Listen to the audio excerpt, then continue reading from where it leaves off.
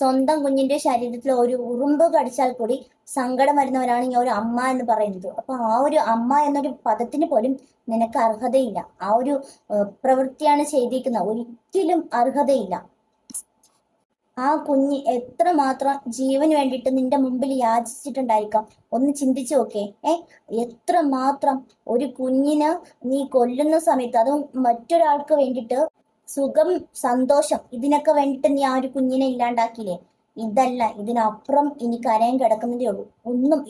ഇതൊക്കെ നീ എരന്ന് മേടിച്ചതാണ്. കാരണം ഈ ഒരു ജീവിതത്തില് നീ എരന്ന് മേടിച്ചതാണ്. സ്വന്തം കുഞ്ഞിനെ കടലിൽ എറിയുന്നു എന്നൊക്കെ പറയുമ്പോഴത്തേക്ക്, ഞാനൊക്കെ അന്ന് ആ ഒരു വാർത്ത കേട്ടപ്പോഴത്തേക്ക് സത്യം പറഞ്ഞാല് ഇങ്ങനെയൊക്കെ മനുഷ്യർ ചെയ്യുമെന്ന് നമ്മൾ ചിന്തിച്ചു പോയി. അത്രയ്ക്കും ഒരു സങ്കടമായിരുന്നു.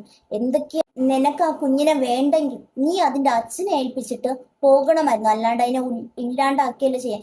എത്ര നേരം ആ കുഞ്ഞ് നിന്റെ അടുത്ത് യാചിച്ചിട്ടുണ്ടായിരിക്കും, എൻ്റെ അമ്മ എന്നെ ഇങ്ങനെ കൊല്ലുന്ന എന്തിനാന്ന് ചോദിച്ചിട്ടുണ്ടായിരിക്കാം. അതൊന്നും നിന്റെ മുമ്പിൽ കണ്ടില്ല. പിന്നെ നീ എന്തിനാണ് ഇപ്പം കണ്ണീർ വീഴ്ത്തുന്നത്? അമ്മ എന്ന വാക്കിനർത്ഥം നിനക്ക് അറിയത്തില്ല, അതുകൊണ്ടാണ് നീ ഒരു പ്രവർത്തിച്ചിരുന്നത്. അതും നീ ജീവിതകാലം മുഴുക്കെ ആ കുഞ്ഞിനെ ഓർത്ത് നീ ജയിലിനകത്ത് ഉരുകി ഉരുകി ഉരുകി തീരുന്നൊരിതുണ്ട്. അതാണ് നീ ഇപ്പൊ അനുഭവിച്ചുകൊണ്ടിരിക്കുന്നത്. ഇപ്പൊ ആ ഒരു കുഞ്ഞുണ്ടായിരുന്നെങ്കിൽ എങ്ങനെ നോക്കിയിരുന്നാലും ഒരു 6-7 വയസ്സുണ്ടാവും. ആ കുഞ്ഞിനെയാണ് നീ നിഷ്കരുണം മറ്റൊരാൾക്ക് വേണ്ടിയിട്ട് കടലിലേക്ക് എറിഞ്ഞു വന്നത്. ഒന്ന് ആലോചിച്ച് നോക്കിയാൽ നമ്മള് ചെയ്യുന്ന കാര്യങ്ങളൊക്കെ പിന്നീട് ഒരു സമയത്ത് കർമ്മ എന്ന് പറയും. നമ്മൾ ചെയ്യുന്ന കാര്യങ്ങൾ അത് നമുക്ക് തിരിച്ചടിക്കുക തന്നെ ചെയ്യും.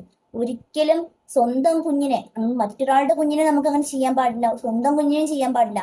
അപ്പോ ഒരിക്കലും അതിനെ ഇങ്ങനെ ചെയ്യരുതായിരുന്നു എന്ന് നീ ഈ നിമിഷം മുതൽ ഓർക്കുന്നുണ്ടായിരിക്കാം. ആ ഒരു കുഞ്ഞുണ്ടായിരുന്നെങ്കിൽ നിനക്ക് ജീവിതകാലം മുഴുക്കെ ഒരു തോണ ഉണ്ടാവുമായിരുന്നു. ആരുമില്ലെങ്കിലും എൻ്റെ കുഞ്ഞ് എൻ്റെ ഒപ്പം കാണുന്നു. എനിക്ക് പറയുമ്പോഴേ എനിക്ക് ആ ദേഹം ഒരുമാതിരി ആവുന്നുണ്ട്. സ്വന്തം കുഞ്ഞ് ജീവിതകാലം മുഴുക്കെ നമ്മുടെ ഒപ്പം കാണും എന്ന് വിചാരിക്കണം. പക്ഷെ നീ അങ്ങനെ ചിന്തിച്ചില്ല. നീ നിന്റെ ആ ഒരു സമയത്തുള്ള സുഖവും സന്തോഷവും മാത്രമാണ് ചിന്തിച്ചിട്ടുണ്ടെന്ന്. പിന്നെ നീ ഈ കരയുന്നതിന് ഒരു അർത്ഥവും ഇല്ല. എന്തിനു വേണ്ടിയിട്ടാ കരയുന്നത്? ആർക്ക് വേണ്ടിയിട്ടാ കരയുന്നത്? കരയുന്നതിന്റെ ഒരു അർത്ഥവും ഇല്ല. നിനക്ക് ഒരു യോഗ്യതയില്ല, ഒരു അർഹതയില്ല. നീ ജീവിതകാലം മുഴുക്കെ ജയിലിൽ തന്നെയാണ്. അതാണ് ഇത്രയും നാളും വിധി വരെ വേണ്ടിട്ട് കാത്തിരുന്ന. ജീവപര്യന്തം ശിക്ഷയാണ്. പക്ഷെ നിന്നെ വധശിക്ഷയാണ് വിധിക്കേണ്ടിയിരുന്നെന്നാണ് ഞാൻ പറയുന്നത്. കാരണം ആ ഒരു കുഞ്ഞ് എത്ര നേരം നിന്നോട് കിടന്ന് കെഞ്ചി കാണുമായിരിക്കാം. അതിന് ഒന്നും പറയാനറിയില്ല, അത് എത്ര നേരം കെഞ്ചി കാണുമായിരിക്കാം. ആലോചിച്ച് നോക്കിയേ, ഇതൊക്കെ ഒരു കർമ്മയാണ്. ഇങ്ങനെയൊക്കെ ചെയ്യുന്നവർക്ക് കർമ്മ എന്നൊരു ഫലം ഉണ്ടല്ലോ, അത് തിരിച്ചു കിട്ടിയിരിക്കും. ഒരിക്കലും നമ്മൾക്ക് നോക്കാൻ വൈകി നമ്മൾ മറ്റൊരാളെ ഏൽപ്പിക്കുക, അല്ലാണ്ട് നമുക്ക് ഒരു കുഞ്ഞിന്റെ ജീവൻ എടുക്കാനുള്ള ഒരു അധികാരവും ഇല്ല നമുക്ക്. അത് ആദ്യം മനസ്സിലാക്കുക.